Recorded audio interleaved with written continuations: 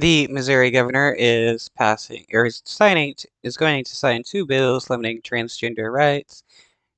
One banning gender affirming care, another is banning trans women from being in sports. At the moment, I'm not questioning me being a gay Republican. I'm questioning if I'm a Republican.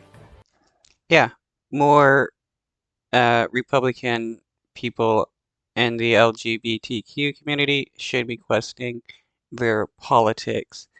The more they hope the right wing limit their rights, the worse it's going to become for them. And why do they want that?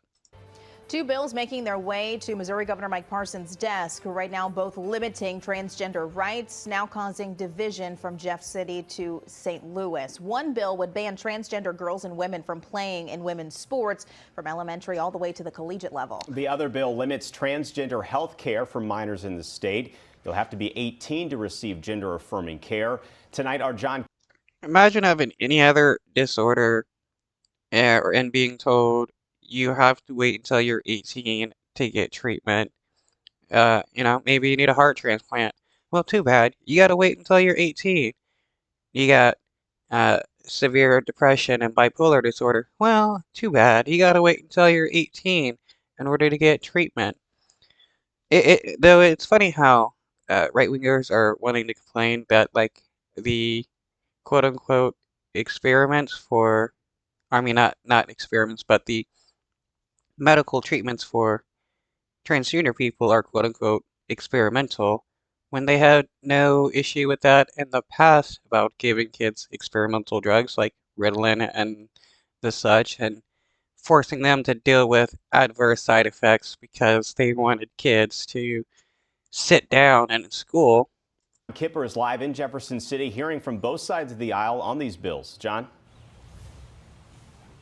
Yeah, Corey, Sam, like you said, if you're a trans kid in the state of Missouri and under 18, and you have yet to receive gender affirming care, it's likely not going to happen, as Governor Mike Parson is expected to sign the bill that was at the top of the list for Republicans here in Jeff City this session. Now, that bill bans minors seeking gender affirming care like puberty blockers, hormone treatment, and certain surgeries.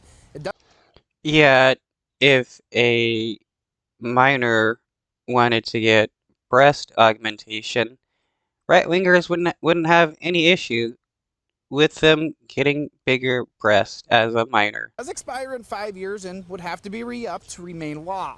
The bill also does have a grandfather clause. Republicans argue it's common sense and that it is experimental surgery that has no place for kids. Well, State Rep Barbara Pfeiffer has a transgender grandkid, and she's not mincing words. Well, every family is an asset to the state of Missouri, and you think about people leaving, fleeing a state because their children are denied medical care. It's horrific. That's what happened in Nazi Germany. Yeah, people had to flee because the Nazis were passing laws either killing people or making their lives worse in some way. And that's what the right-wingers want to do. They want to erase the existence of people that they don't like. It started, when gay people wanted to get married, they did everything they could to demonize gay people, say that they were infecting children with homosexuality, and and that started a long time ago when they were saying that gay men were uh, predators of kids, when that is not the same whatsoever. Two consenting adults loving each other is not the same as an adult forcing themselves upon a child. But this is what right-wingers like to do. They like to demonize their opponents or the people that they dislike, marginalized people, to make it easier to pass laws targeting these people. Well, this is a cultural war that we did not start. This is something that is being thrown in the face of Republicans, redefining what a man and a woman is, like all norms that we've had in the past being completely thrown out. Yeah, everything gets redefined all the time.